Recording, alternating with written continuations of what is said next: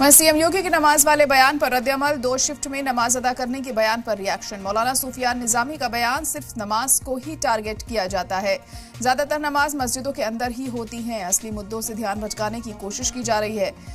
महंगाई, paper leak और बेरोजगारी जैसे मुद्दों का जिक्र तक नहीं है। पब्लिक अब ऐसे बयानों से गुमराह नहीं होगी। तो निजामी ने ये बड़ा बयान दिया है यहाँ पर और कहा है कि अहम मुद्दों से हटकर सिर्फ नमाज का ही जिक्र क्यों बार बार आता है, क्योंकि सीएम योगी ने कहा था कि नमाज अदा करने को लेकर, शिफ्ट्स में नमाज अदा करने की उन्होंने बात कही थी, जिसको लेकर मौलाना सूफियान निजामी का बयान सामने आया है। सिर्फ नमाज को ही टारगेट क्यों किया जाता है, ये कहा है उन्होंने। ज्यादातर नमाज मस्जिदों के अंदर ही होती है। असली मुद्दों से भटकाने की कोशिश है इस तरह के बयान। महंगाई, पेपर लीक और बेरोजगारी जैसे मुद्दों का जिक्र तक नहीं। प्रदेश में बकरीद का त्यौहार 28 तारीख को मनाया जाएगा। ऐसे में सीएम योगी आदित्यनाथ ने कहा है कि बकरीद की नमाज जो पढ़नी है वो सड़कों पर न अदा करें, 2 शिफ्ट नमाज अदा करें। आज जुमे का दिन है, ऐसे में तमाम मुस्लिम लोग नमाज पढ़ के निकले, उनसे बात भी कर लेते हैं और मौलाना सूफियान निजामी जी हैं, उनसे बात करते हैं। जी, जो सीएम ने कहा है नमाज को लेकर कि 2 शिफ्ट नमाज पढ़ी जाए, सड़क नमाज न पढ़ी जाए, ऐसा आदेश दिया है, किस तरह से फॉलो करेंगे और क्या कहेंगे इसमें आप? देखिए, हैरत जब होती है जब हमें ये लगता है कि शायद इस मुल्क में सिर्फ मुसलमान ही त्यौहार मनाता है। जब बकरीद आती है या ईद आती है तो इस तरीके का परसेप्शन बनाने की तैयारी की जाती है कि गोया कि मुसलमान ईदगाहों और मस्जिदों को छोड़कर सिर्फ सड़क पर नमाज पढ़ता है। आप देखिए कि मुसलमान इस पूरे यूपी के अंदर, उत्तर प्रदेश के अंदर, जब से ये सरकारी हुक्म है, कहीं भी आपको सड़क पर नमाज पढ़ता हुआ दिखाई नहीं देगा। और इसकी सबसे बड़ी दलील ये है कि मुख्यमंत्री का जब आप भाषण सुनेंगे तो मुख्यमंत्री ने शुरू में ही इस बात को कहा कि आप यूपी में आइए, कोई भी आपको सड़क पर नमाज पढ़ता हुआ दिखाई नहीं देगा। यानी इस बात की उन्होंने तारीफ की है कि मुसलमान डिसिप्लिन में रहता है, मुसलमान कानून को फॉलो करता है, मुसलमान सरकारी अहकामात के मुताबिक चलता है और कहीं भी कोई सड़क पर नमाज नहीं पढ़ता है। जब आप खुद इस बात के लिए मुसलमानों की तारीफ कर रहे हैं तो यकीनी तौर पर हमें आपका शुक्रिया अदा करना पड़ेगा कि जो मुसलमानों का डिसिप्लिन है, डिसिप्लिन से दूसरे लोगों को भी सीखने की ज़रूरत है कि जब हम वज़ीर आज़म के, वज़ीर आला के किसी भी हुक्म को इतनी पाबंदी के साथ और इतनी अहमियत के साथ उसको फॉलो करते हैं तो दूसरे मज़ाहिब के जो जलसे, जुलूस और त्यौहार होते हैं उन पर भी ये जाहिर सी बात है, उनको भी ये चाहिए कि ऐसे ही मुसलमानों के ताल्लुक से जो मुसलमानों की तालीमात हैं उनको अपनाकर डिसिप्लिन का मुजाहिरा करें। हम ये कतई तौर पर नहीं कहते हैं कि आप किसी और के लिए ये ना अनिवार्य करें और सिर्फ मुसलमानों के लिए ये चीज़ें आप कंपलसरी कर दें। आपने शपथ दी है संविधान की और संविधान यकीनी तौर पर हर शख्स को अपने मजहब पर आज़ादी के साथ अमल करने का हक और इख्तियार देता है, लेकिन इसके साथ साथ सरकार की भी जिम्मेदारी होती है, हुकूमत की भी जिम्मेदारी होती है कि हुकूमत का कोई मजहब ना हो, हुकूमत किसी मजहब को प्रमोट ना करे और हुकूमत किसी के भी मजहब के साथ पार्शियलिटी ना करे। अगर हुकूमत ने संविधान की शपथ ली है तो यकीनी तौर पर संविधान सबके लिए एक है, सबको इस बात का इल्म है कि जो संविधान है वो सबको बराबर का हक और इख्तियार देता है।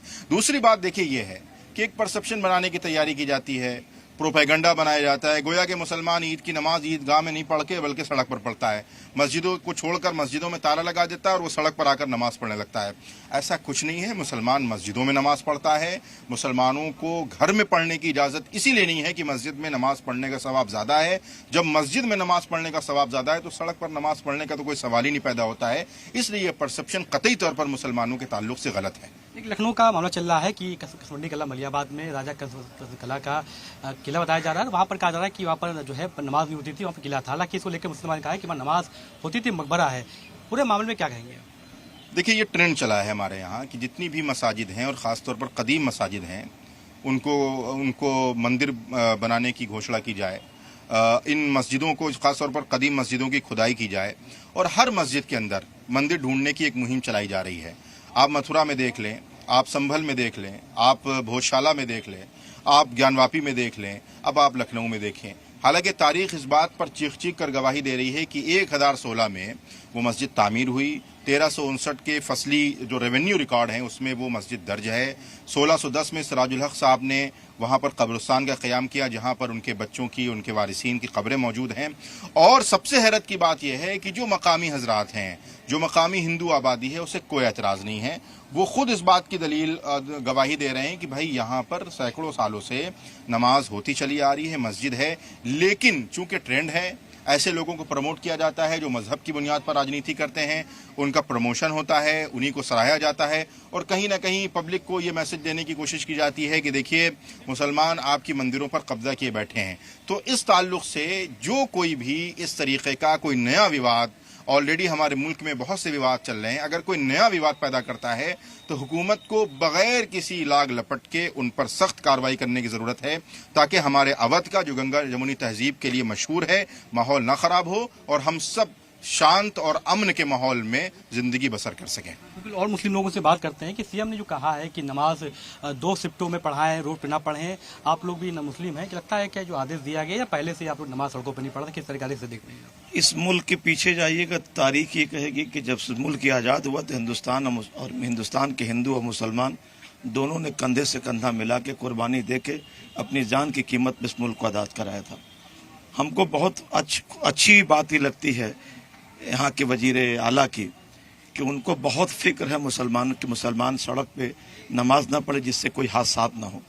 लेकिन उनको फिक्र उन हिंदू भाइयों की भी करनी चाहिए कि जब वो जाते हैं बाबा धाम, जब वो जाते हैं, जब वो बड़े मंगल का आयोजन करते हैं और सड़क पे ही करते हैं, और जब कोई हादसा हो जाता है तो हम लोगों को तकलीफ होना चाहिए। योगी आदित्यनाथ जी से सिर्फ इस बात की हम अपील और गुजारिश करेंगे कि जितना फिक्र मुसलमानों की कर रहे हैं कि सड़क पे कोई हादसा ना हो, उतने हमारे हिंदू भाइयों की करें तो और बेहतर होगा, ये मुल्क और खूबसूरत होगा। उनकी जान माल की जिम्मेदारी भी आदित्यनाथ जी पे जितने मुसलमानों की फिक्र कर रहे हैं। बिल्कुल, हिंदुओं की फिक्र करनी चाहिए। आपसे बात करते हैं कि नमाज को लेकर जो सीएम ने कहा है कि 2 शिफ्टों में पढ़े जाएं, सड़कों न पढ़ें, हमेशा नमाज होती है, इस तरह के आदेश बार बार देते हैं, कैसे देखते हैं आप? जी बहुत अच्छा है, ये तो बहुत अच्छा फैसला है। इस पर जान माल और दोनों की हिफाजत होगी। और जो है हमारे इस्लाम में कहा गया है कि बेहतर ये है कि जो है मस्जिद में नमाज अदा किया जाए, तो उसके लिए बहुत अच्छा फैसला है और ये सबके लिए अच्छा रहेगा। ट्रैफिक जो है कंट्रोल में रहेगा और सेफ्टी भी बनी रहेगी।